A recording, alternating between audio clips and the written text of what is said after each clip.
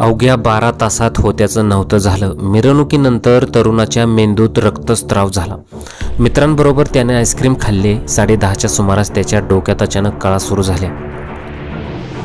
घरातून जेवून बाहेर आल्यानंतर त्याच्या डोक्यात अचानक कळा सुरू झाल्या होत्या। दवाखान्यात गेल्यानंतर मेंदूतील रक्तस्रावाने त्याचे निधन झाले। कोल्हापुरात उपचार सुरू असताना त्याचा मृत्यू झाला। हे सारे अवघ्या 12 तासात घडले। अभिजित महादेव सावंत हा गुजर वस्तीत राहतो। काल गल्लीतील मंडळाच्या गणरायाला निरोप देण्यासाठी विसर्जन मिरवणुकीत सहभागी झाला। या मंडळाची साऊंड सिस्टीम नसली तरी इतर मिरवणुकीतील साऊंड सिस्टीम वाजत होते। मोठ्या उत्साहाने सर्व कार्यकर्ते मित्रांसमवेत त्याने गणरायाला निरोप दिला। रात्री 9:30च्या सुमारास गल्लीतील मंडळाच्या मूर्तीचे विसर्जन करून अभिजित घरी आला। जेवण केले दरम्यान त्याला एका मित्राने फोन करून बाहेर बोलावून घेतले। त्याचबरोबर त्याने आईस्क्रीम खाल्ले। 10:30च्या सुमारास त्याच्या डोक्यात अचानक कळा सुरू झाल्या। त्यामुळे मित्रांनी त्याला दवाखान्यात नेले।